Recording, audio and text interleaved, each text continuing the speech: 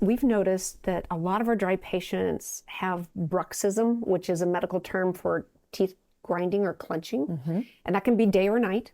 But we're finding that when we inject those with neuromodulators like Botox to the area, we can calm the excess tone in the trigeminal nerve, and that helps the normal neural flow of tear production to resume and improve. Just by turning, I tell my patients, we're turning down the volume on this raucous party inside the trigeminal nerve to allow the normal neural flow of your tears.